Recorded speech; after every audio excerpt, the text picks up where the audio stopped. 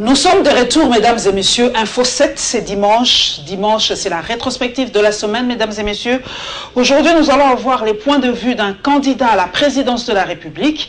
Il est physicien de formation et avec lui, nous allons débattre des temps forts de l'actualité. Alain Daniel Chekomba, très heureuse de vous recevoir. Merci. Candidat à la présidence de la République, vous visez très très haut. Pourquoi avoir choisi ce poste-là? Pourquoi vouloir être président de la République? Qu'est-ce que vous voulez changer de but en blanc en République démocratique du Congo? Merci beaucoup pour la question. Je pense que bon, il serait très intéressant pour n'importe quel citoyen ou messieurs de travailler dans des entreprises privées, d'avoir un bon salaire et de vivre tranquillement sa vie.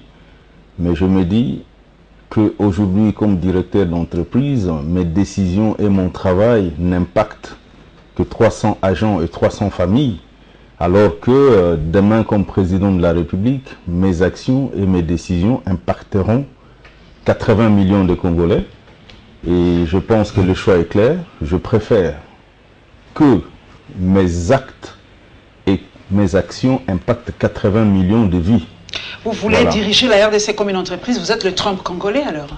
Non, je ne veux pas diriger la RDC comme une entreprise, mais il faut savoir que même si on appelle cela un État, mais un État est aussi profitable. Un État peut aussi être considéré comme une entreprise. On a des actionnaires majoritaires, c'est-à-dire la population congolaise, n'est-ce pas?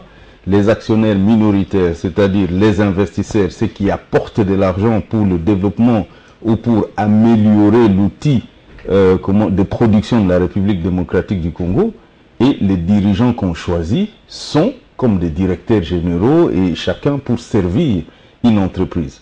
Donc, vu cette analogie, je pense que moi, je vais être comme un directeur général de la République démocratique du Congo, comptable des actionnaires. Voilà. Avant d'entrer dans le vif du sujet, nous allons parler de vos 12 travaux d'Hercule. Moi, je les appelle comme ça. Ce sont les 12 engagements. Voilà, l'intelligence, c'est ça. Donc, on m'a dit de vous poser cette question. Un internaute m'a dit de vous poser carrément la question. Votre faiblesse, vous avez été très longtemps à l'extérieur de la République démocratique du Congo. On me dit de vous dire que vous êtes déconnecté des réalités de la RDC. Pourquoi? Non, c'est pas vrai. Pourquoi? Sur base de quoi ils fondent ces arguments? Parce que moi, je suis né en République démocratique du Congo. J'ai étudié en République démocratique du Congo. J'ai travaillé en République démocratique du Congo jusqu'en 2010. Et j'ai quitté la République démocratique du Congo en 2010. Et chaque année, je suis en République démocratique du Congo. Je suis très connecté et très au fait de ce qui se passe en République démocratique du Congo. Donc, que la personne me dise sur base de quoi elle fonde en fait son argumentaire. Merci, vous avez la réponse. Donc, M. Chekomba fait des allers-retours entre là où il est et la République démocratique du Congo, sa terre natale. J'espère que vous avez la nationalité congolaise, comme votre nom a déjà été proclamé par la CENI. Donc, de ce côté-là, il n'y a plus de problème, il n'y a plus d'ambiguïté. Nous prenons le premier sujet, mesdames et messieurs. C'est la publication de la liste définitive des candidats présidents et députés à la CENI. M. Chekomba est là. Je ne sais même pas. Vous êtes quantième déjà dans la liste? 14e. 14e. Donc, 14e dans la liste des candidats présidents de la République. Et la réaction de Kibasa, je crois qu'il s'appelle Kibasa Maliba aussi, si je ne me trompe pas, par rapport à la machine à voter et par rapport à cette fameuse candidature commune de l'opposition qui tend et qui tarde à venir, l'aspiration d'une bonne partie de la population. Mais espérons toujours, le rêve est fait pour ça. Nous espérons que cette candidature viendra avant le 23 décembre. Plus d'informations racistes, s'il vous plaît.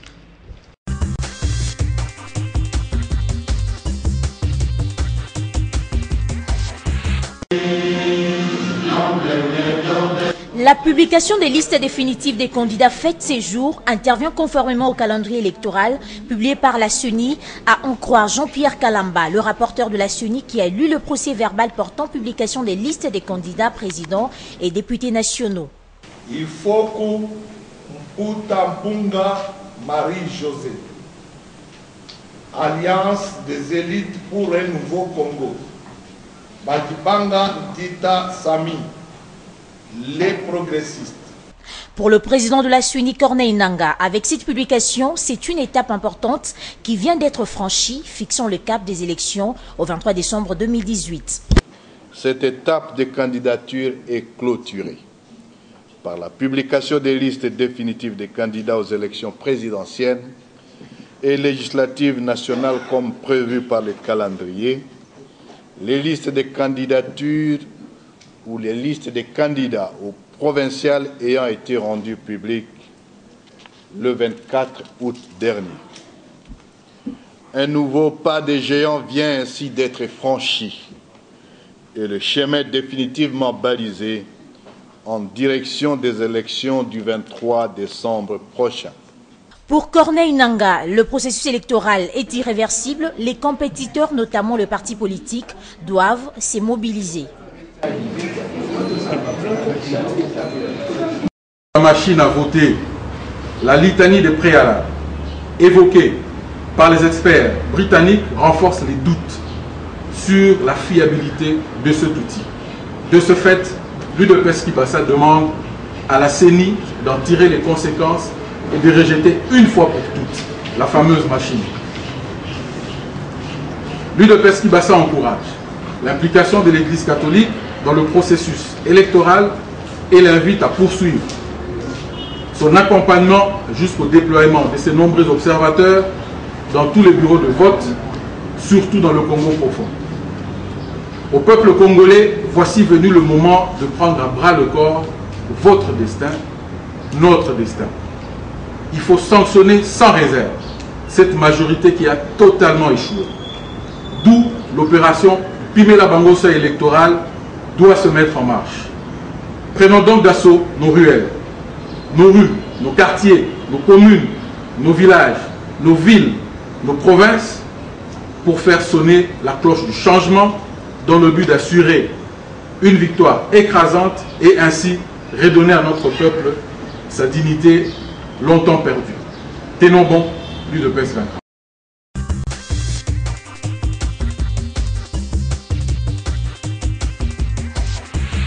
Alain Daniel Shekomba, la liste a été promulguée, je me permets l'expression, par la CENI. Quelle a été votre première réaction? Vous dites, ouf, je suis soulagé? Il n'y avait pas de problème pour moi. Je pense que j'avais rempli dès le départ toutes les conditions demandées par ou exigées par la loi électorale. Et il n'y avait pas de problème. En tout cas, je m'attendais à être présent. Physicien de formation, où est-ce que vous avez fait vos études? Parce que ces histoires des études soulèvent encore beaucoup de polémiques. Où est-ce que vous avez fait vos études? J'ai fait mes études à l'université de Kinshasa, à Il y a la des traces, faculté des sciences. il y a une traçabilité. J'étais même président de la coordination estudiantine. Je ne suis pas un anonyme à l'université de Kinshasa. Moi, je lance les défis. Je crois que ce sera le hashtag ami de Shekomba. Publiez-moi vos photos, s'il vous plaît, parce que ça va nous garantir un peu que vous êtes passé à l'université. C'est le hashtag que je vais lancer cette semaine, les amis, de la promotion de Daniel Shekomba, physicien de formation à président de la République. C'est pas simple. Et pourtant, on a l'impression que ceux qui veulent être des présidents font les sciences politiques, les relations internationales. Le physicien, chef de l'État, c'est pas simple. Nous avons un très bel exemple de physicien chef de l'État, c'est Angela Merkel. Ah, elle est physicienne. Voilà, Angela Merkel est physicienne. Et vous voyez l'état de développement de l'Allemagne et tout le reste. En fait, nous sommes fatigués avec des incohérences, surtout avec des discours qui manquent d'action. Il faut qu'il y ait la rationalité, il faut qu'il y ait du bon sens et la volonté de bien faire des choses. Et nous, les physiciens, nous avons l'habitude de la rigueur dans la façon de faire des choses. Parce qu'en fait, le développement actuel du monde se repose sur les scientifiques. Voilà, donc je pense qu'avoir un scientifique comme président de la République, en République démocratique du Congo, c'est ramener la rationalité dans la gestion de l'État. Nangaa l'a dit, cap vers les élections, le 23 décembre. Vous y croyez? Il y a un petit souci. Je pense qu'il faut qu'on ait des élections le 23 décembre 2018, parce que hier, lors de ma conférence de presse, j'avais eu l'occasion de poser la question à la population et elle a répondu oui pour les élections, mais pas n'importe quelles élections. Il y a encore un petit problème. Le problème, c'est l'outil qu'on nous demande d'utiliser pour... La machine à voter. Voilà. Pour vous, vous êtes physicien de formation, donc vous connaissez les contours de cette machine. Nous en parlerons vraiment de long en large pendant cette émission. Pour vous, cette machine, le premier couac que vous avez découvert de cette machine, c'est parmi les recommandations des experts britanniques? Je pense que j'avais parlé de ces couacs bien avant les recommandations des experts britanniques. Mais en fait, il y a toujours un petit complexe d'infériorité. Je ne sais pas si c'est lié à la couleur de la peau.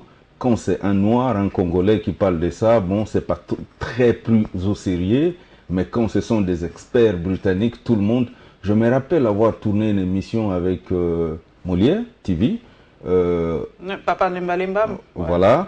Et j'avais dit qu'il y avait un problème parce que le premier jour, quand j'étais allé voir la machine à voter, j'avais posé clairement la question au président de la CENI si cette machine à voter avait la possibilité d'interconnexion, soit avec d'autres machines, soit avec un serveur. Il y a cette possibilité, M. Chekomba, d'interconnexion? Et il m'avait dit non, c'est une machine, vous voyez bien que la machine n'est connectée nulle part.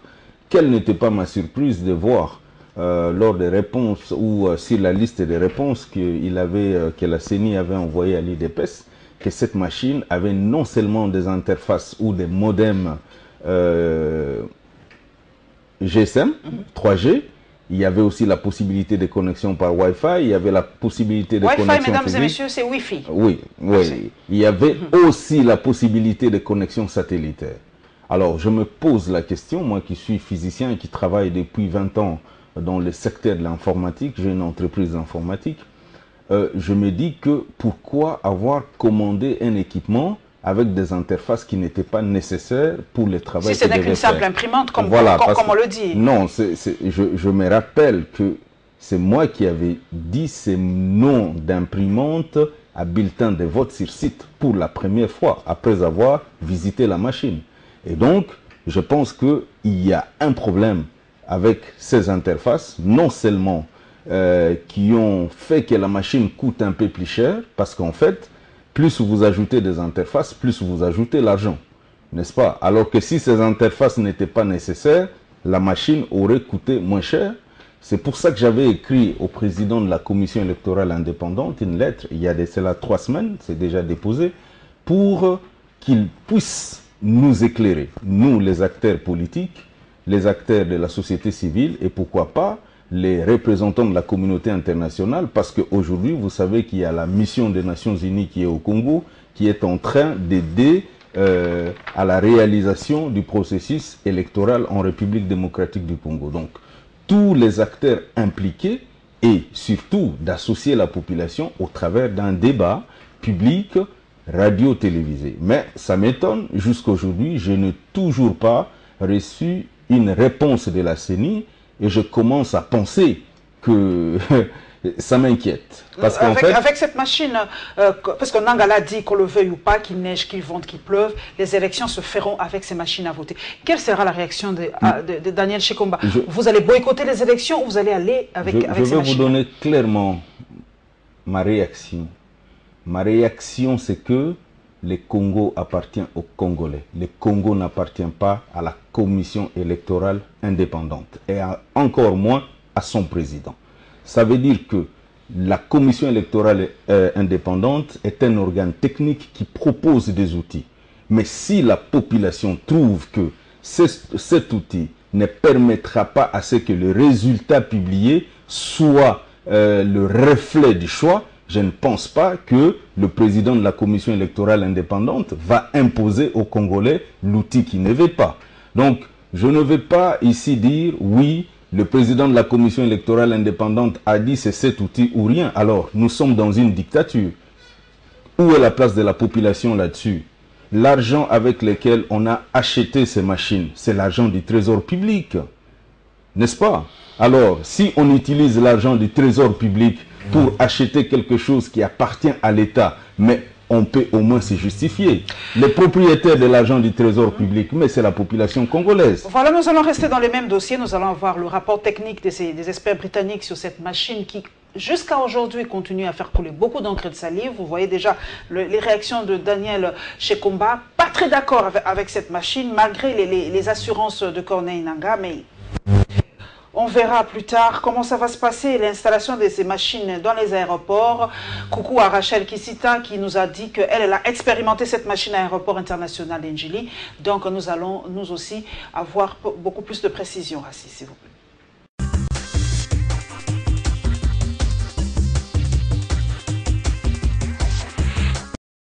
Ces machines sont exposées pour permettre aux passagers d'expérimenter son utilisation. Et celles-ci sont installées à chaque arrivée et départ des vols nationaux et internationaux à l'aéroport international d'Ndjili. Au cours de cet événement, le vice-président de la centrale électorale, Norbert Bassengezi, a donné des explications claires au directeur général adjoint de la régie des voies aériennes, Edin Kioni, ainsi qu'à Émile Bongeli, président du conseil d'administration de la régie des voies aériennes. Et ces derniers étaient les premiers à tester le bien fondé de cette technologie. Après l'aéroport international de Ndjili, la délégation de la Commission électorale nationale indépendante a pris la direction de l'aéroport de Ndolo dans la commune des Barumbu pour le même exercice.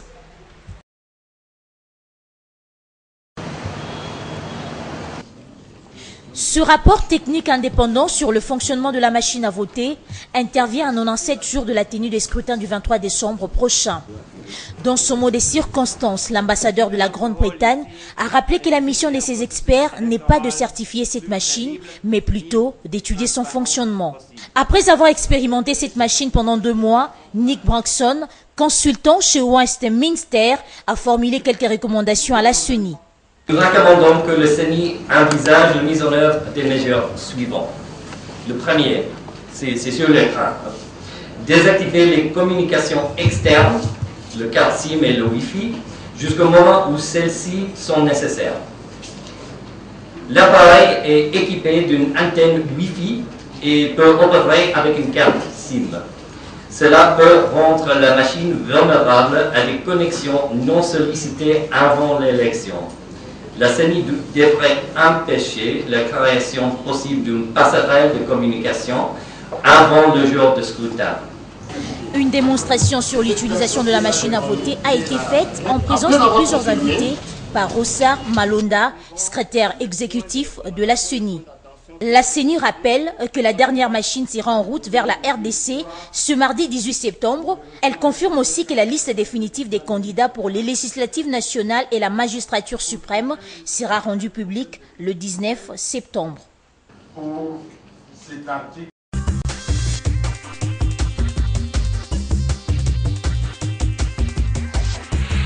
Alain Daniel Chekomba, vous avez suivi les experts britanniques, vous avez dit que vous avez déjà parlé bien avant, mais l'ambassadeur a dit qu'il n'était pas là pour certifier cette machine. Ça veut dire quoi en fait? Je suis en train de dire que la démarche que mène la CENI, c'est du folklore. Parce qu'en fait, on n'est pas en train d'expérimenter la machine à voter dans les conditions réelles du vote du 23 décembre 2018. Quand on avait écrit au président Nanga cette lettre, c'est pour que les experts congolais et les gens qui vont voter et ceux qui seront votés puissent analyser la machine. La première chose à faire, ce que nous voulons, c'est qu'avant de commander un système informatique comme celui-là, il y a les experts ou les techniciens de la CENI qui avaient produit ce qu'on appelle un cahier des charges. En français, on appelle ça les termes de référence. Quels étaient les termes de référence que la CENI avait envoyés aux producteurs de la machine? Vous en avez, vous en connaissez? Je n'en sais rien. Mais vous êtes candidat à la magistrature suprême, aucune idée comment les électeurs vont vous voter? Non, mais attends, c'est pour ça que moi, je ne suis pas membre des partis politiques, je suis indépendant, n'est-ce pas? Je n'étais pas là quand les discussions sur la machine à voter ont eu lieu, mais il s'est fait aujourd'hui que la population n'a pas confiance à cet outil qu'on lui propose. Alors, ce que nous voulons aujourd'hui, c'est de crédibiliser ces élections. Je pense que le président de la commission électorale indépendante n'a pas à avoir peur de présenter sa machine aux experts congolais. S'il a eu la bonne volonté de présenter sa machine aux experts britanniques, pourquoi pas aux Congolais? Voilà. Parce qu'en fait, aujourd'hui, il y a un problème, un sérieux problème. Nous sommes candidats.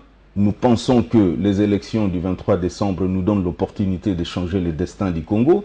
Mais si nous partons avec cette machine, nous avons l'impression d'avoir payé 100 000 $, pour être invité à, à une cérémonie de passation de pouvoir au sein du Front commun pour le Congo. Parce qu'en fait, c'est ce que c'est dit. Et nous, on veut enlever... 100 000 $ de caution. Bah oui, mais bon Dieu, une invitation à 100 000 $, ça coûte quand même très cher. N'est-ce pas? D'ailleurs, les gens se posent la question qui est derrière chez Combat par rapport à ces 100 000 $. Les Congolais aiment bien les chiffres, aiment bien l'argent. Qui est derrière chez Combat? Bah, chez Combat a déjà dit clairement que je voudrais bien que tous les candidats qui ont déposé 100 000 $ puissent mettre à la disposition de tout le monde leurs états bancaires d'il y a 5 ans. Comme ça, nous allons voir combien d'argent circule dans le compte de tous les candidats et qu'est-ce qu'ils font, n'est-ce pas? Alors, il ne faut pas seulement se poser la question de savoir qui est derrière chez Combat alors que chez Combat est directeur d'entreprise. Il y a des chômeurs qui ont déposé 100 000 $. Pourquoi on ne leur pose pas la question à eux? Mais, mais Corneille Nangaa et la CENI ont déposé ces machines à l'aéroport de Kinshasa. Donc tout le monde peut expérimenter. C'est folklorique. Encore du folklore? Oui, oui, c'est du folklore tout ça. Le vrai débat, ça se passe avec les experts, n'est-ce pas? Vous pensez que quel est le pourcentage des Congolais qui vont voter, qui voyagent? Pourquoi aller, comment dirais-je, exposer les machines à voter dans les aéroports? Il y a des leaders, il y a des représentants des Congolais. C'est pour ça qu'on avait demandé que ces débats se déroulent avec les acteurs politiques, les acteurs de la société civile et pourquoi pas le représentant de la communauté internationale et leurs experts. C'est à ces leaders-là de pouvoir parler avec la population, n'est-ce pas? Après la discussion, après les débats publics qui aura lieu que nous avons demandé. Je pense que ça, ce sont des faux fouillants. On fuit les débats, on fuit les vraies personnes qui veulent poser des vraies questions pour aller faire du folklore dans les aéroports, comme on est habitué, excusez-moi l'expression, à prendre des Congolais pour des idiots. Ça veut dire, oui, combien de Congolais voyagent? Mais cette machine-là, chez Combat, nous y revenons parce que c'est, qu'on le veuille ou pas, Nangaa est serein, Nangaa est tranchant, c'est avec cette machine. Si il était, excusez-moi, je ne vous coupe pas la parole. Je vous en prie. Si je préfère le nommer par sa position officielle, parce que c'est pas mon ami, je ne peux pas l'appeler par son nom. Si le président de la commission électorale indépendante est serein, je pense que la première chose, par respect pour un citoyen congolais, non pas pour un candidat président de la République, qui a écrit une lettre, n'est-ce pas, pour une question qui concerne beaucoup de Congolais, ça fait aujourd'hui 3 semaines, il aurait pris le temps de me répondre, pour me dire que ce n'est pas faisable, ou si c'est faisable, et de donner des raisons. S'il vous plaît. Je vous en prie. Et en ne faisant pas ça, je ne sais pas s'il y a quelque chose à cacher. S'il était aussi serein que ça, je pense que c'était une opportunité pour lui de démontrer les choix judiciaires qui a été fait par la CENI, n'est-ce pas? Et le fait que cet outil est un outil de confiance qui permettra aux Congolais, justement, de régler les problèmes qui s'est posé depuis 2011, c'est-à-dire la crédibilité des élections. Physicien de formation, pratiquement nous parlons par exemple à une fille de 17 ans. Que peut dire le physicien de formation par rapport à cette machine? Où sont les failles de cette machine à voter? Aujourd'hui, la machine à voter, on peut prendre le contrôle de la machine à voter à distance. Par quel mécanisme? Par les ports externes? Oui, non, par les ports de communication. Okay. Et aujourd'hui, moi-même, je vis, comment dirais-je, la présentation, ce qu'on appelle les diagrammes de transmission d'informations. Il y a un serveur central, n'est-ce pas, qui va récupérer les informations de la machine à voter. Je pense que c'est trop simple de le faire aujourd'hui. Ça veut dire quoi? On fait le vote manuel et on a le PV de chaque bureau signé par chaque représentant et on envoie ça par email. C'est très facile. On fait la compilation, s'il vous plaît. Parce qu'en fait, il ne faut pas nous dire que il faut envoyer l'information à temps réel. Mais si on envoie l'information à temps réel, pourquoi on a besoin des urnes et pourquoi on a besoin des bulletins? Et si on n'envoie pas les informations en temps réel, n'est-ce pas? Pourquoi il doit y avoir des interfaces de connexion sur chaque machine? Alors que, pour envoyer les informations, ça sera des procès-verbaux, n'est-ce pas, qui seront signés par tous les représentants. Il y a quelque chose qui n'est pas normal dans la démarche de la commission électorale indépendante. C'est pour ça que la commission électorale indépendante ne veut pas faire de débat. Parce qu'ils ne seront pas l'émission justifiés. est interactive. Un autre internaute m'a dit de poser, vous êtes physicien de formation, Oui. il dit de vous poser cette question. Est-ce que ces machines sont déjà préprogrammées? Est-ce qu'il y a déjà des noms dans les machines, M. Shekomba? Est-ce que déjà on sait que par exemple, ce sera M. Shekomba qui gagnerait les élections? Je ne peux pas dire ça aujourd'hui, parce que je pense que les machines seront programmées après la publication de la liste définitive. Ceux qui arrivent de la Corée, il n'y a pas de nom dedans. Parce qu'il y a des gens qui ont peur, qui disent que non. Il y a déjà les noms des candidats des législatives provinciales. Déjà dans ces machines-là, il y a un logiciel. Moi, je ne suis pas très expert en informatique. Il y a déjà un logiciel qui contient tous les noms déjà inscrits dans les machines. Vous pouvez voter ou pas. Il y a déjà, les gagnants sont déjà connus. Madame, je suis candidat président de la République. Je ne vais pas verser dans la spéculation. Exactement. Et Mais vous pouvez calmer quand même ces congrès pour dire que non, de ce côté-là, il n'y a pas de souci. Non, non, je ne peux pas les calmer. C'est justement ces débats publics avec les membres de la commission électorale indépendante qui calmera ces populations. Ce n'est pas à moi de faire le travail de l'organe technique, n'est-ce pas? Exactement. Ah oui, ce n'est pas à moi de faire ce travail-là. Nous, notre rôle, c'est s'aimer l'espoir dans nos populations. Je suis candidat président de la République. Et il y a un organe technique qui a été mis en place par la Constitution qui a l'obligation d'expliquer aux Congolais ses choix et pourquoi ces choix. Aujourd'hui, je ne vais pas entrer dans les spéculations pour dire qu'il y a les noms des gens qui... Non, c'est pas possible. Est-ce que sous d'autres cieux, il y a d'autres pays qui ont utilisé déjà cette... Vous êtes physicien, vous avez sillonné aussi le monde. Est-ce que vous avez déjà participé à des élections avec ces genres de machines à voter, Daniel Shekomba? Chaque machine, c'est pour ça que je disais dès le départ que c'est à la personne qui achète les systèmes d'information d'écrire les cahiers des charges. C'est-à-dire ce que je veux que la machine fasse. Je ne pense pas que d'autres élections qui ont eu lieu avec la machine à voter, c'était dans les mêmes conditions et c'était le même cahier des charges qu'en République démocratique du Congo. Il y a des machines de vote qui existent partout au monde, mais chaque commission électorale avait ses spécificités, qui ne sont pas des spécificités congolaises. Donc je ne peux pas comparer des choses dont je n'ai pas vu le cahier des charges de départ. Corneille Nangaa nous dit que c'est une invention congolaise, cette machine à voter. En fait, lui a dit que nous devions dire, mais non, machine à imprimer. C'est une invention congolaise. Bon, si c'est une invention congolaise, il doit nous montrer le brevet de cette invention congolaise. Et puis, il doit être fier parce que c'est une invention. Moi, j'ai été enseigné par des savants, j'ai l'habitude de côtoyer les savants. Ils sont fiers de montrer le résultat de leurs recherches. Et ils sont fiers de parler de leurs travaux. Je serais content de voir la commission électorale indépendante nous montrer avec fierté dans un débat public, avec tous les experts, cette invention congolaise.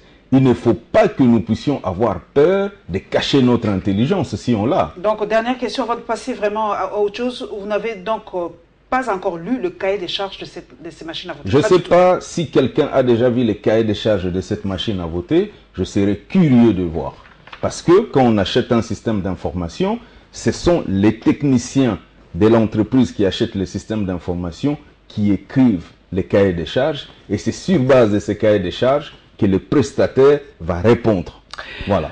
Voilà, Stanley Moujakera, j'espère qu'avec actualité.ca, vous allez coincer un peu Corneille Nangaa pour qu'on nous livre un peu le cahier des charges de ces machines et peut-être cela apaisera les suspicions et les tensions dans l'opinion. Nous allons maintenant parler de la présentation du programme de Daniel Shekomba. Et bien voilà, nous l'avons sur le plateau. Il va essayer de détailler ces 12 travaux d'Hercule, comme moi je l'appelle. Et nous allons parler aussi de notre candidat. Voilà, nous sommes déjà dans la pré-campagne, hein, que le CESAC ne nous tienne pas rigueur. Le point de presse du candidat Théodore Ngoï.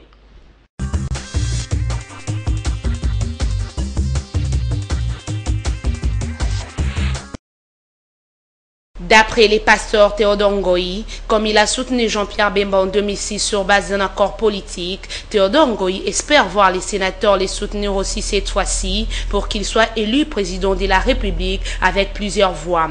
Objectif, faire de ces pays un état de droit. Cet homme de Dieu estime que Jean-Pierre Bemba a été écarté injustement de la liste des candidats à la présidentielle par la Commission électorale nationale indépendante pour avoir été condamné par la Cour pénale internationale dans l'affaire subornation des témoins, chose qui n'est pas égale à la corruption en droit congolais, a-t-il dénoncé. Il estime que la CENI évolue hors la loi. Nulle part il est prévu dans les calendriers électoraux l'utilisation de la machine à voter. Ces calendriers prévoient plutôt qu'à 77 jours des élections, il y aura impression des bulletins de vote et des fiches des résultats. Il fait savoir par ailleurs que d'après son entretien avec les présidents de la CENI, Corneille Nangaa lui avait promis d'écarter la machine à voter à la demande des candidats présidents de la République. Théodore Ngoï dit être confiant que les élections du 23 décembre vont se dérouler sans la machine à voter et il attend voir Corneille Nangaa honorer sa parole. Cependant, il appelle à la libération de tous les prisonniers politiques pour mettre fin à l'injustice afin de crédibiliser davantage les processus électoraux en RDC. Les sénateurs Jean-Pierre Bemba et d'autres candidats ont été écartés de la course sans raison valable, a-t-il ajouté. Candidat à la présidentielle de décembre 2018, Alain Daniel Shekomba était devant la presse pour la présentation de son programme de gouvernance. Pour sortir la RDC du coma, d'après ses dires, Shekomba présente 12 engagements, parmi lesquels le respect intégral de la Constitution, l'audit général de l'État, le recensement permanent et identification générale de toute la population, ainsi que la suppression du ministère en charge des médias au seul maintien du Conseil supérieur de l'audiovisuel et de la communication. Avec les différentes guerres qui ont eu lieu, avec des déplacés internes, avec des enfants soldats recrutés, avec les femmes violées, et c'est notre obligation de pouvoir démobiliser ces enfants soldats, de les rééduquer et de les réinstaller dans une société normale. C'est notre obligation de réinstaller ces déplacés internes comme externes. Et c'est aussi notre obligation de soigner les femmes violées et de les réinsérer dans la société. Et pour tout cela, nous avons besoin d'un fonds spécial pour cette réparation et la réconciliation. Alain Daniel Shekomba, qui a présenté un programme de gouvernance non chiffré en termes budgétaires, propose le remplacement de la machine à voter par une application dénommée Voting Plus.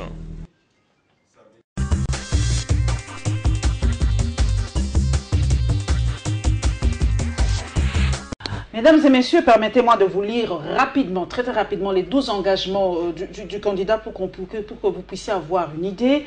Il s'engage au respect intégral de la Constitution, à l'audit général de l'État, à la mise en place de la tension salariale de 1 à 10 entre les derniers agents de l'État, huissiers et le président de la République, au versement régulier des frais de fonctionnement et d'investissement au prorata des recettes publiques réalisées à tous les services de l'État, à la comparution devant la justice de tous les criminels économiques et des guerres, à la mise en application du principe de retenue à la source de 40% des recettes publiques à caractère national allouées aux provinces, au remplacement de la caution en argent par la caution des électeurs pour impliquer le peuple dans la sélection de ses dirigeants en amont et en aval et supprimer ainsi une autre tare de la corruption, à la suppression du ministère en charge des médias, au seul maintien du Conseil supérieur de l'audiovisuel et de la communication, à la création du Fonds spécial pour la réparation et la réconciliation FSRR, au recensement permanent et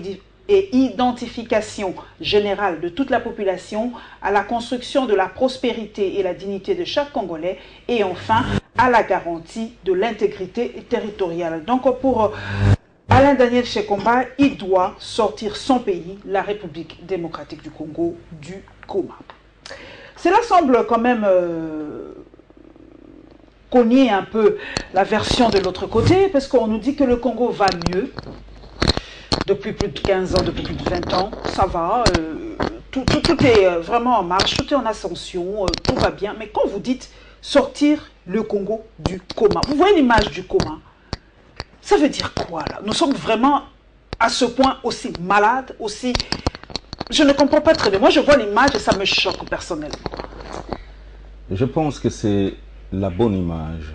Parce que comment voulez-vous avoir un pays qui a 87,7% de sa population qui vit en dessous du seuil de la pauvreté. Comment voulez-vous avoir un pays où tout va bien, qui est 176e sur 186 pays les plus corrompus au monde? Comment voulez-vous que l'on soit les 143e sur 147 pays dans lesquels faire les affaires est très compliqué? Alors, quand vous regardez les statistiques, qui ne sont pas mes statistiques, qui sont des statistiques publiées par la Banque mondiale, par le PNUD, comment voulez-vous qu'on ait un pays dans lequel 7 à 8 ménages utilisent 62,3% de leurs revenus rien que pour l'alimentation? Est-ce que vous pensez qu'avec ces statistiques, on peut dire que tout va bien? Oui, sur le plan macroéconomique, ça veut dire l'évolution du produit intérieur brut. Là, vous rejoignez Matata Ponyo, pardon, la stabilité du cadre macroéconomique. Là, mais le cadre macroéconomique... est stable, voilà, il y a, comment dirais-je, c'est une conséquence à des faits, notamment la paix qui a régné au Congo depuis l'unification du pays, après les différentes guerres. Ça, c'est quelque chose de bien, parce qu'en fait, sans la paix, sans la cohésion et l'unité, on ne peut pas parler du développement. Mais aussi, il y avait une hausse des prix des matières premières sur le plan international. Et en dehors de ça, le Congo a atteint les points d'achèvement pour sa dette en 2010. Ça veut dire que c'est normal et on regarde sur comment dirais-je, les statistiques que nous avons, que la croissance a commencé réellement à partir de 2002 jusqu'à atteindre le point culminant en 2015 de 9% de croissance sur le produit intérieur brut. Mais tout ça, c'est bien. Mais le système de partenariat enseignants, parents d'élèves ou d'étudiants continue, n'est-ce pas? La rétrocession de 40% ne se fait pas. La dégradation des routes continue. Voilà. Mais les chiffres, nous gagnons du temps, Daniel Shekomba. Excusez-moi, la télé c'est le temps.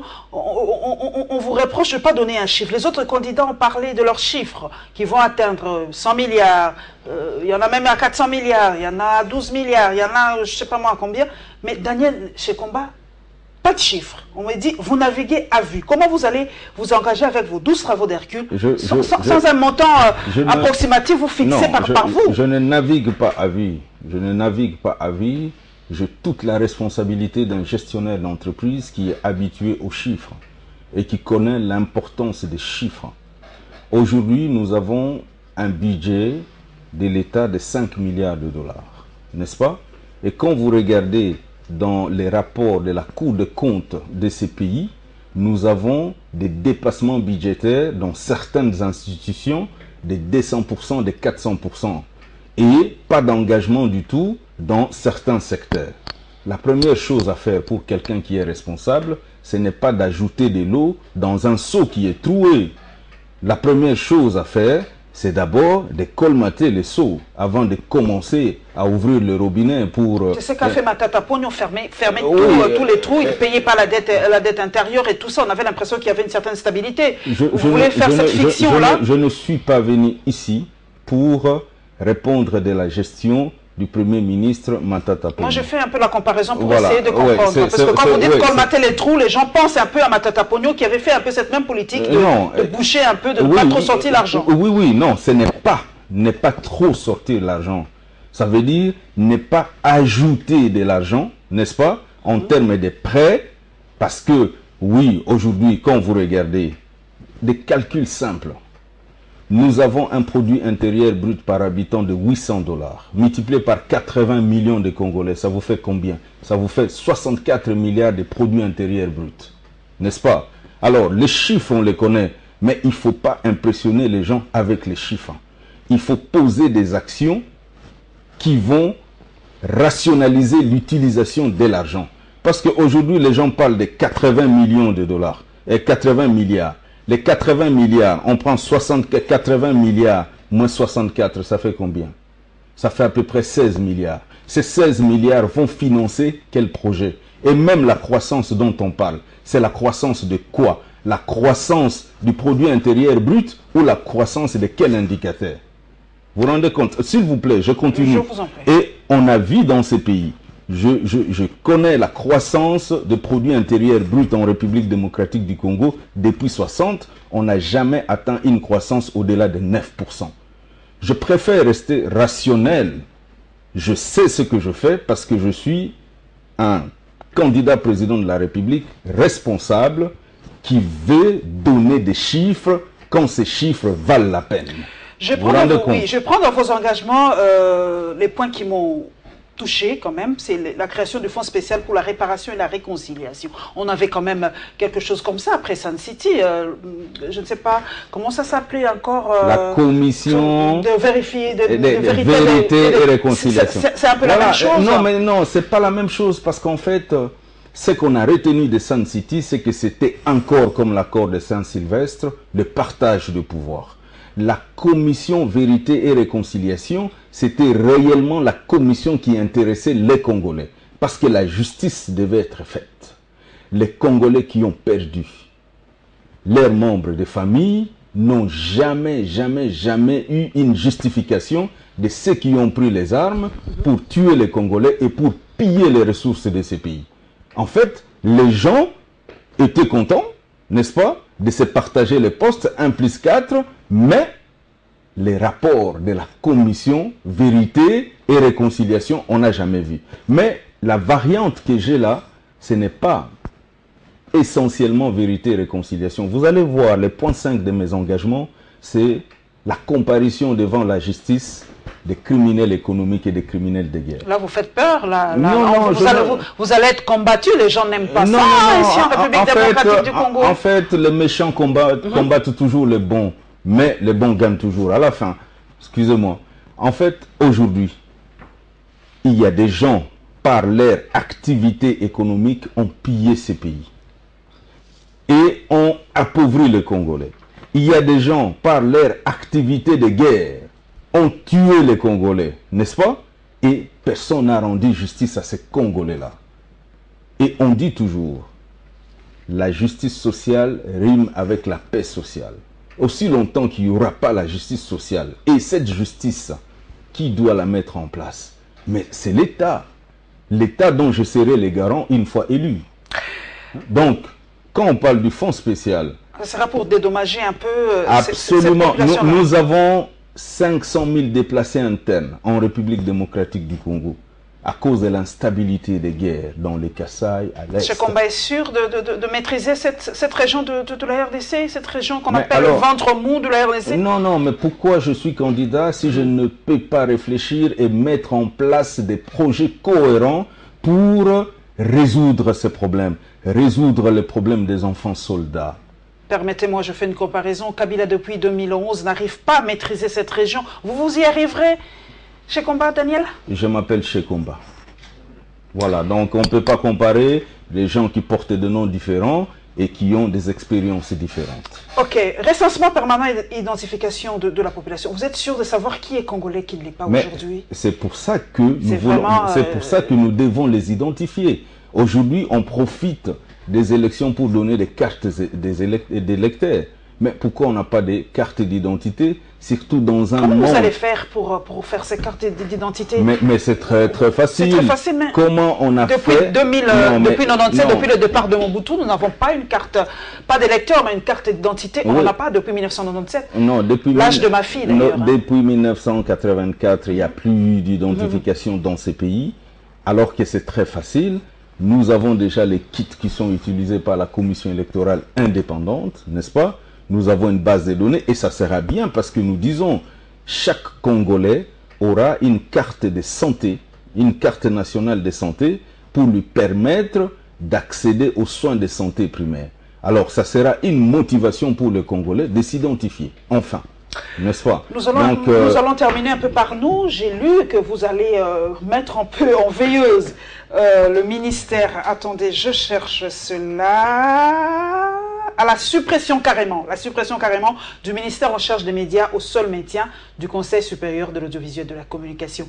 Mais là, mon Dieu, on n'aura plus de Méndé chez nous, c'est quand même grave. Non. Le gouvernement peut avoir son porte-parole, n'est-ce pas? Mais ici, nous sommes en train de vouloir créer une démocratie.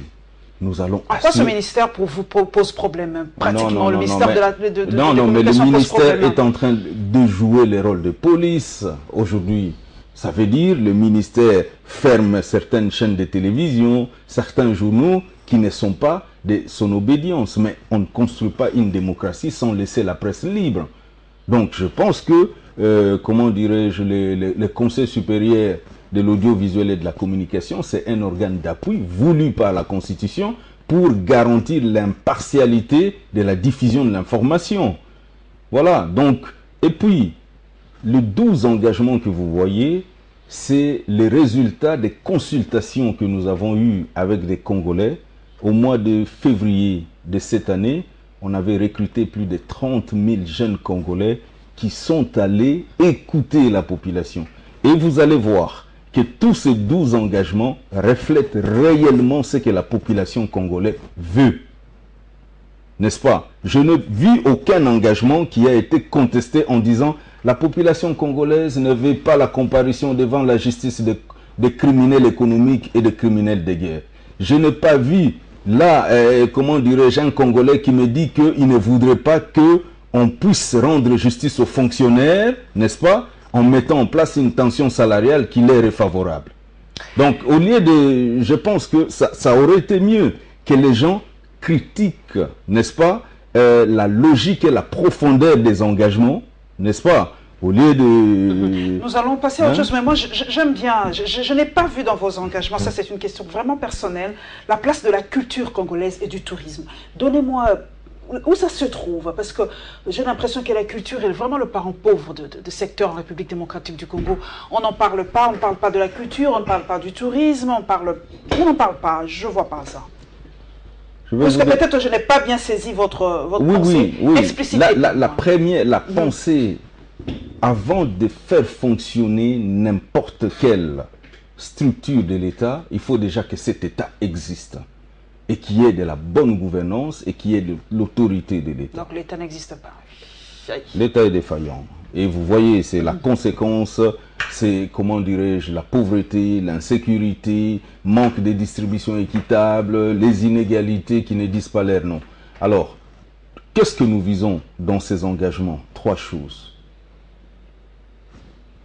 Le formatage de l'État ou de l'administration pour le mettre au service de tous les Congolais, la sécurisation au sens le plus large de tous les Congolais et assurer la distribution équitable des richesses à tous les Congolais, tel que reconnu par l'article 58 de la Constitution qui a été voté par référendum. Merci. Alors, et nous étalons, n'est-ce pas, ça sous forme de 12 engagements.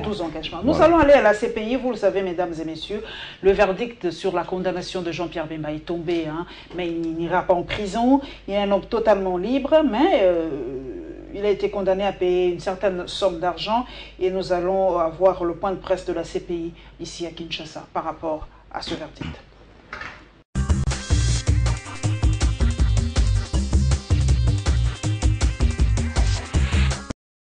C'est un coup dur pour Jean-Pierre Bemba. Le président du MLC écope de 12 mois de prison dans l'affaire subornation des témoins ce lundi 17 septembre. C'est au cours d'une audience de la Chambre de première instance que la CPI a rendu sa décision sur les peines à l'encontre de Jean-Pierre Bemba. Pour rappel, ce dernier a été acquitté en appel au sujet des crimes de guerre et des crimes contre l'humanité, lesquels portaient sur les exactions commises par sa milice et lui avaient valu une condamnation de plus ou moins 18 ans de prison ferme en première instance.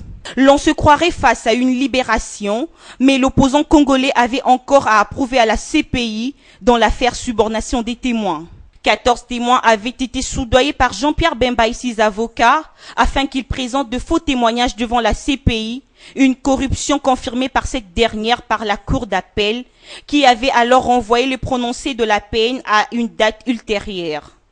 Le sort de Jean-Pierre Bemba est enfin connu, il est condamné à 12 mois de prison et va cautionner une amende de 300 000 €. Cependant, étant donné que Jean-Pierre Bemba a passé plus ou moins 10 ans à La Haye, ce dernier ne sera pas emprisonné, mais il est libre de tout mouvement, même si son casier judiciaire demeure entaché à son éligibilité définitivement compromise. Les déclarations de culpabilité et les acquittements concernant les 5 accusés sont définitifs. Dans sa nouvelle décision, la Chambre de première instance 7 a condamné M. Bemba à 1 an d'emprisonnement ainsi qu'à une amende de 300 000 €. M. Kilolo et M. Mangenda ont chacun été condamnés à une peine totale de 11 mois d'emprisonnement. M. Kilolo a également reçu une amende de 30 000 €. Donc je répète, M. Kilolo a également reçu une amende de 30 000 €.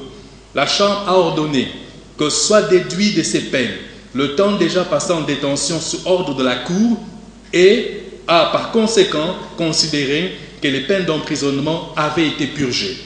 Les amendes seront inversées à la Cour dans un délai de 3 mois à compter de la décision et seront ensuite transférées au fonds au profit des victimes. Pour fixer les nouvelles peines, la Chambre de première instance a tenu compte de l'annulation des déclarations de culpabilité pour une infraction. Il s'agit de l'infraction de production d'éléments de preuve faux ou falsifiés en connaissance de cause en vertu de l'article 71B du statut. Et elle a pris en considération dans leur ensemble des facteurs tels que la gravité des infractions dont les personnes condamnées ont été jugées responsables, le rôle des intéressés dans la tentative de faire échec à l'enquête ouverte concernant ces infractions, ainsi que leur degré de participation et d'intention respectifs. Elle a aussi tout particulièrement souligné les effets dissuasifs qui s'attachent au fait que ces 3 personnes ont été emprisonnées pendant de longues périodes en l'espèce, ce qui a eu des répercussions considérables sur leur réputation professionnelle, leur situation financière et leur situation familiale.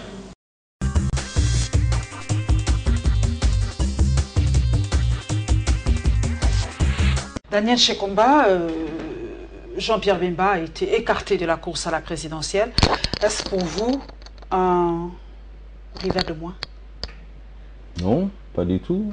Je pense que quand j'avais décidé d'être candidat à l'élection présidentielle, je m'attendais à voir tous les autres Congolais, n'est-ce pas, être candidats, user de leurs droits que la Constitution leur donne, de devenir candidat président de la République.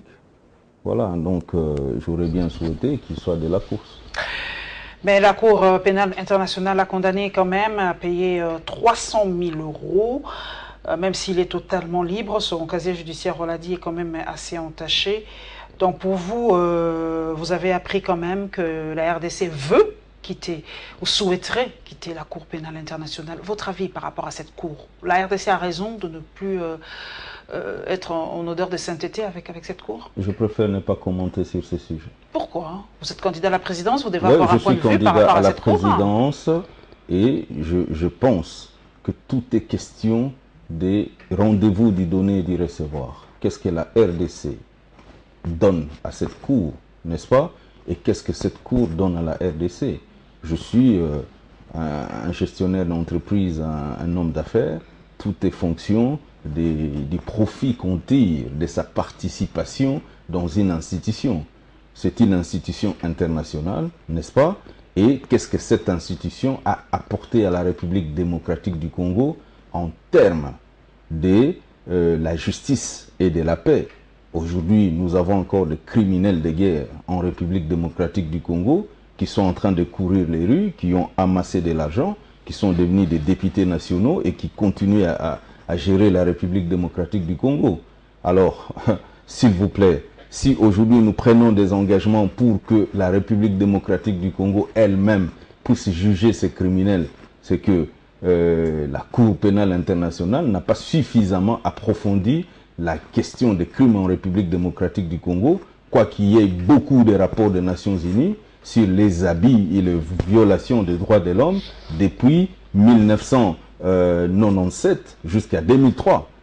Voilà, donc, mais il n'est pas encore temps. Moi, j'ai mon point de vue là-dessus. Vous estimez que nous devons encore rester être partie prenante de la Cour pénale internationale? Comme je l'ai dit, moi je vais faire mon évaluation, je vais avoir les différents rapports et une décision conséquente sera prise après cette évaluation. Mais ceux qui gouvernent aujourd'hui en République démocratique du Congo connaissent quels sont les dossiers qui ont été transmis à la Cour pénale internationale pour pouvoir évaluer l'efficacité et l'apport de cette Cour pénale internationale par rapport au respect du droit de l'homme en République démocratique du Congo. Oui, à part Jean-Pierre Bemba, je vais un peu sortir du cadre, à part Jean-Pierre Bemba, il y a eu d'autres candidats à la présidentielle invalidés, Adolphe Muzito, il y a eu bien d'autres, Moïse Katumbi c'était déjà bien avant. Pour vous, ces élections, Alain Daniel Shekomba, sont inclusives les élections? Comme je l'ai dit dès le départ, le mot sont fonction, comment dirais-je, du contenu, n'est-ce pas? Alors, ce sont des concepts qui représentent quel est le contenu qu'on donne à l'inclusivité. Chacun peut donner le contenu qu'il veut. Mais aujourd'hui, je pense que l'inclusivité, c'est le fait qu'il y ait des candidats, à tous les niveaux, et deux, qu'il y ait les candidats de toutes les tendances. Il y a les candidats de l'opposition, il y a les candidats de la majorité présidentielle et même des indépendants. Si on trouve que l'inclusivité, c'est la présence de toutes les tendances, c'est que ces élections sont inclusives pour moi. Mais si on veut individualiser les problèmes en disant que l'inclusivité, il faut que Shekomba soit à tout prix candidat, là, ce n'est plus les contenus que je donne au concept inclusivité. Je ne vais pas terminer cette question. J'ai reçu un invité dernièrement qui a subdivisé les candidats à la présidence en deux catégories, les petits et les grands. Pour vous, est-ce que c'est la réalité des candidats à la présidence de la République démocratique du Congo? Et où se situe Shekomba? Parmi les petits ou parmi les grands? Chacun a le droit de classifier comme il veut. Et nous interagissons avec le monde selon nos capacités ou selon l'aptitude de nos sens. Nous sommes à deux ici sur ce plateau, quelqu'un peut entrer et nous demander ce que nous observons, nous n'aurons pas le même point de vue. Ça dépend des critères, de ces critères de classification. Moi, je me dis que petit par rapport à quoi? Par rapport à l'âge ou par rapport à la quantité d'argent et des crimes qu'on a commis en République démocratique du Congo. Alors, si vous voulez me dire qu'on est grand parce que on a allongé la liste nécrologique en République démocratique du Congo, ou parce qu'on a géré un État qui est devenu défaillant aujourd'hui avec 87,7% des Congolais qui sont dans la pauvreté, alors je reconnais leur grandeur dans le pillage et dans les crimes. Mais petit par rapport à quoi? Votre inexpérience politique peut-être? Non, quelle inexpérience politique? C'est le premier travail politique que vous faites non, pas du tout. Mais qu'est-ce que vous appelez politique? Qu'est-ce que vous appelez politique? Politique ou pas politique, on juge les personnes par les résultats obtenus, n'est-ce pas, dans les travaux qu'ils ont eu à réaliser. Que ce soit dans une entreprise ou que ce soit dans une communauté que vous pouvez dire publique. Alors, aujourd'hui, Shekomba, qui a dirigé des entreprises et qui a réussi avec du profit pour ces entreprises, vous allez les comparer avec une personne qui ne vend que du vent, qui n'a même jamais géré une boutique. Il ne peut pas savoir, n'est-ce pas, ce que c'est que le profit et comment le profit se calcule. Attendez, il ne faut pas raconter des histoires. Vous dites que inexpérience politique. Le mot politique, ce n'est pas la magie, ce n'est pas la sorcellerie. Vous vous rendez compte? Qu'on me montre, parmi tous ces candidats présidents de la République, les résultats qu'ils ont obtenus dans les travaux qu'ils ont faits, que ce soit dans la vie de tous les jours, n'est-ce pas, ou dans leur engagement en politique. L'éthique et la morale, pour vous, comptent énormément? Énormément, parce que c'est une société... Oui, absolument. Parce qu'en fait, c'est une société de valeurs. Ce qui a détruit ce pays, justement, c'est l'institutionnalisation de la corruption. Vous vous rendez compte? Alors, moi, je pense que c'est une mauvaise façon de classifier. On n'est pas encore allé aux élections pour savoir qui est favori ou qui ne l'est pas. Voilà, qui est favori et qui ne l'est pas. Et je pense qu'aujourd'hui, on a des... Vous avez toutes les chances. Non, les chances sont égales. moi je catégorise. Il n'y a pas même d'égalité. J'ai ma façon de catégoriser. Il y a d'un côté ceux qui ont eu à endeuiller les Congolais et à piller les Congolais, n'est-ce pas?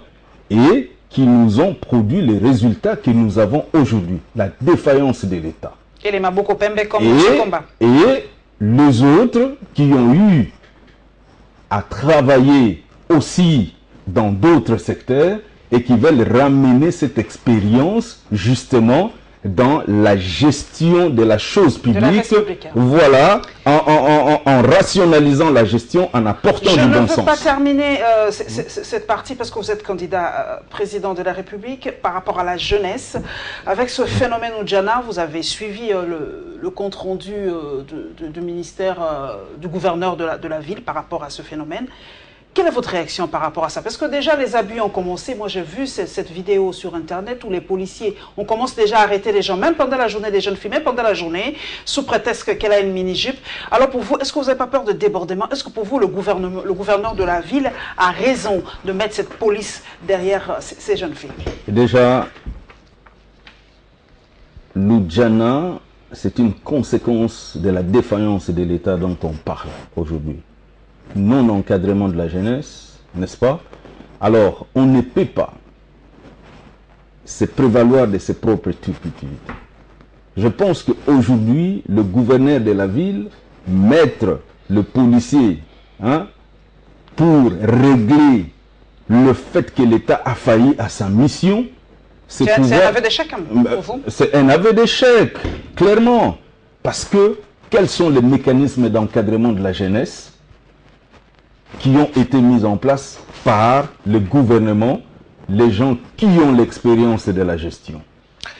Nous allons terminer, mesdames et messieurs, par le social. Il n'y a pas que la politique dans la vie. Nous allons parler de la foire agricole de Kinshasa. Nous allons parler de cette opération Oudjana. Nous allons en parler encore tout à l'heure. Et nous allons terminer par le constat d'abattage des arbres dans la commune de Bandalungwa. Vous avez vu la réaction des internautes, des Congolais, des Kinois. Déjà, avec ce changement climatique, les gens se posent la question pourquoi on abat ces arbres. Mais le gouvernement a dit c'est pour agrandir la route parce qu'il y a trop d'embouteillages dans la commune de Bandalungwa. On rétorque, on dit, eh bien, déjà, au boulevard du 30 juin, on n'a jamais replanté, au boulevard Lumumba, on n'a jamais replanté. Donc, on se pose la question si dans la commune de Bandalungwa, on replantera ces arbres qui ont été abattus.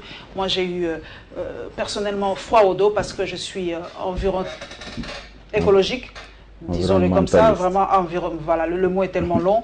Je suis vraiment proche de la nature et ça me fait comme un choc dans l'âme de voir des arbres abattus dans la ville. Nous allons terminer par ça, Rassi, s'il vous plaît.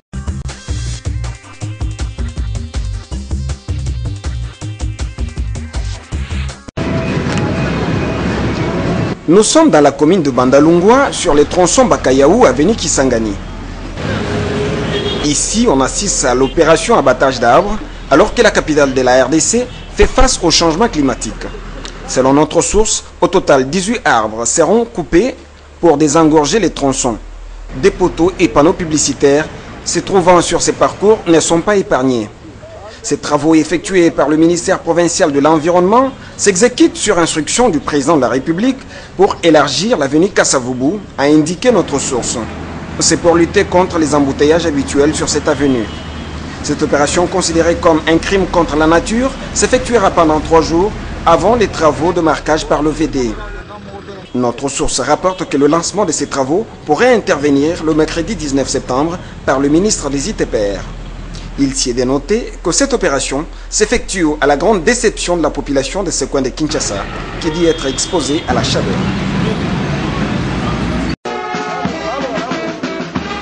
C'est au rythme de fanfares et de l'hymne national composé en 4 langues nationales que la 3e édition de la foire agricole internationale de Kinshasa a ouvert ses portes.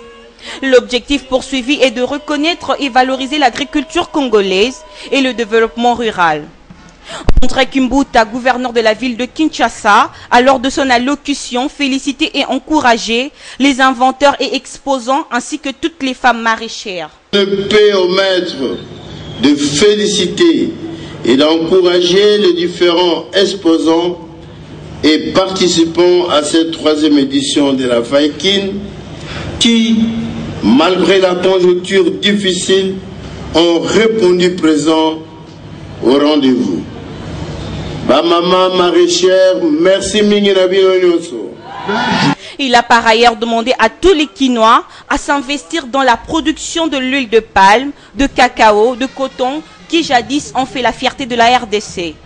Pour sa part, le ministre provincial de l'Agriculture, Magloire Kabemba, cette 3e édition est une nouvelle opportunité de produire à suffisance pour réduire la pauvreté et contribuer au développement de la culture vivrière, la pisciculture et l'agrobusiness. En vue d'une part de créer un cadre propice au développement des affaires et à l'émergence économique de notre pays, à travers notamment le développement de l'agriculture, et d'autre part de maintenir un climat de paix et de démocratie. Cependant, nourrir la population congolaise à suffisance constitue une interpellation au gouvernement congolais qui doit mettre en place des usines de transformation du secteur agricole. La foire agricole internationale de Kinshasa va fermer ses portes le 30 septembre prochain.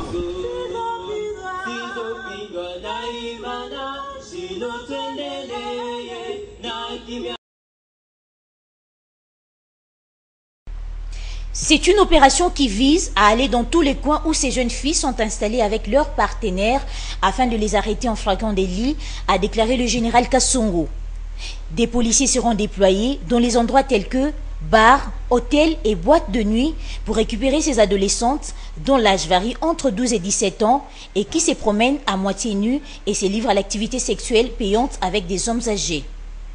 Le général Silvano Kassongo indique que seuls seront arrêtés pour atteinte à la pudeur les filles qui se dénudent et montrent leurs parties intimes et non celles-là qui se promènent sans soutien-gorge et sans vêtements. L'on se souviendra que le 6 septembre dernier, l'Association congolaise pour l'accès à la justice, ACAJ, avait par une lettre saisi le gouverneur de la ville de Kinshasa à propos de ces fléaux. Elle avait recommandé à André Kimbuta de convoquer une réunion avec les acteurs principaux du secteur des protections de la jeune fille et la police afin d'étudier une réponse holistique rapide pour combattre ce phénomène qui prend de plus en plus l'ampleur dans la société congolaise. Cela a été fait par André Kimbuta ce vendredi 21 septembre avec le comité provincial de sécurité pour tabler sur ce phénomène quelques heures avant le lancement de cette opération.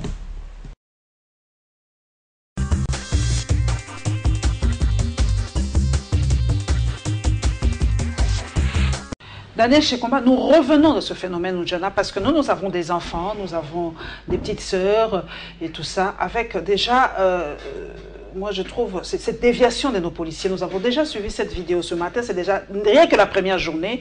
Alors pour vous, cette opération Oudjana a-t-elle sa raison d'être? Je pense que moi je ne condamnerai pas les policiers parce que les policiers sont sous les ordres. Ce sont ceux qui ont donné les ordres aux policiers, n'est-ce pas, qui ont commis l'erreur d'appréciation.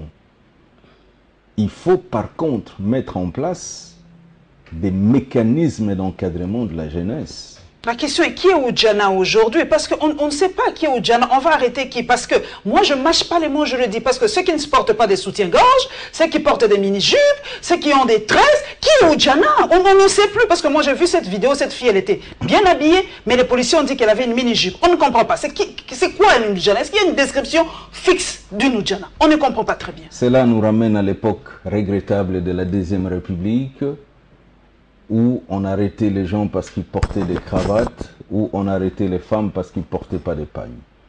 Je pense que nous sommes dans une démocratie, n'est-ce pas? Et il est question de pouvoir enseigner la morale, les bons sens et les savoir-vivre à tout le monde.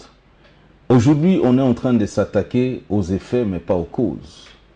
Aussi longtemps qu'il n'y aura pas l'encadrement des jeunes, aussi longtemps qu'il n'y aura pas l'amélioration des conditions de vie de ces gens, notamment les salaires de leurs parents, ces gens peuvent aujourd'hui utiliser ce qu'ils ont. Comme on dit, même la femme la plus belle au monde ne donne que ce qu'elle a pour continuer à vivre.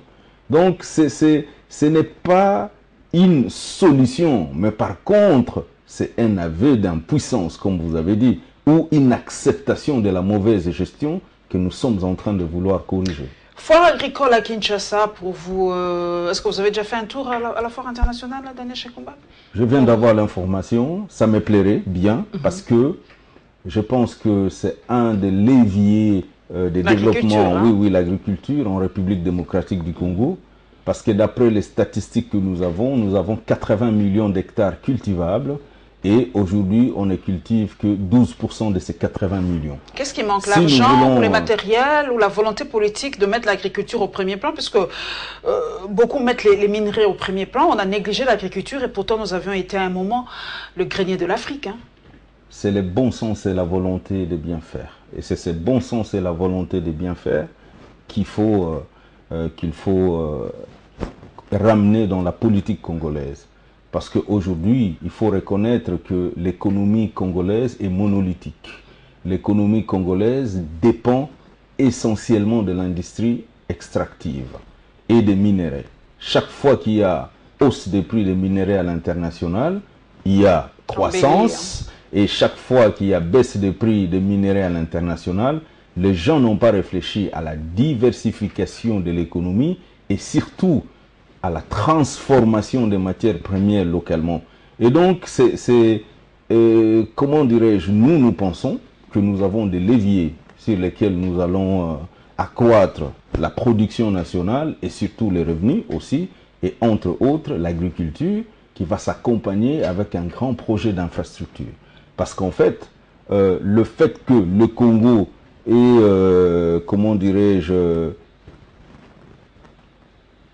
entouré des pays désertiques un peu, ça nous donne une opportunité d'être les greniers de l'Afrique. Et nous devons profiter de ça. Je vous ai entendu parler lors de votre présentation du port entre Brazzaville et Kinshasa. Pourtant, cela fait une peur bleue à certains riverains, à certains Congolais, surtout ceux du Bas-Congo, par rapport au port en eau profonde de Banana. Pour vous, quel sera l'impact de ce pont-là entre Brazzaville et Kinshasa? Je pense que c'est une très bonne chose et j'avais déjà réfléchi là-dessus. Nous devons avoir notre port en eau profonde, mais cela n'exclut pas la redondance. Ça veut dire quoi? Aujourd'hui, le temps que les ports en eau profonde du côté des bananas puissent être construits, on peut utiliser les ports de Pointe-Noire et quand notre port... casse le port de Matadi déjà? Non, c'est une planification. Il faut aujourd'hui prendre l'argent qui sera généré par les taxes qui seront payées pour la douane en République démocratique du Congo. Et aujourd'hui, quand vous commandez par exemple un véhicule qui va arriver à Matadi et un véhicule qui va arriver à Pointe-Noire, vous payez 20 fois plus ou 100 fois plus les prix. À Kinshasa, en République démocratique du Congo? Oui, en République démocratique du Congo. En attendant la construction de ports en eau profonde, pourquoi ne pas utiliser les port de Pointe-Noire, et quand notre port va se terminer, il y aura une sorte de redondance. Qu'est-ce que j'appelle redondance? Nous aurons la possibilité, de faire atterrir les produits à Pointe-Noire si ça vient du côté de l'Afrique du Sud, et nous aurons, et les gens du Congo-Brazzaville vont ramener les produits chez nous, parce que c'est plus facile d'arriver à Pointe-Noire, et quand ça vient de l'Europe, ça arrive chez nous et nous allons ramener. Par rapport à la souveraineté, ça sera pas mais ce n'est pas un problème de souveraineté. Non, ce n'est pas un problème. Nous allons trop dépendre de non, ils vont aussi dépendre de nous. Si nous voulons créer une Afrique émergente, nous devons apprendre à commercer entre nous.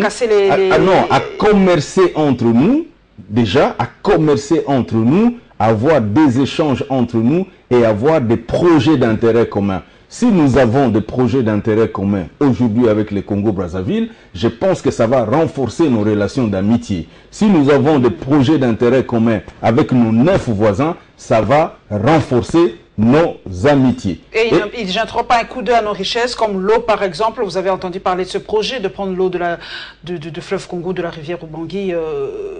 Votre avis? Cela ne sera pas une façon de jeter un peu trop un coup d'œil à nos soi-disant richesses, aux potentielles richesses? Non. En fait, vous ne pouvez pas empêcher d'autres pays de défendre leurs intérêts, n'est-ce pas? Au détriment d'une autre? Non, c'est normal. Nous aussi, les Congolais, nous devons apprendre à défendre nos intérêts. Vous vous rendez compte?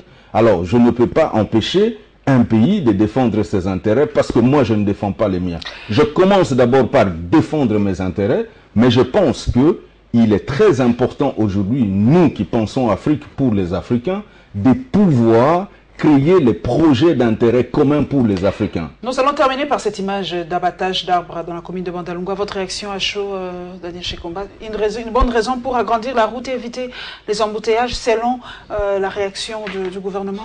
Vous savez, il y a beaucoup de choses, je ne sais pas si les gens le font par ignorance ou si les gens le font parce qu'il y a la cupidité qui dicte sa loi dans ce pays. Je discutais avec beaucoup de pétroliers en Europe qui dépensent beaucoup d'argent pour payer le point carbone.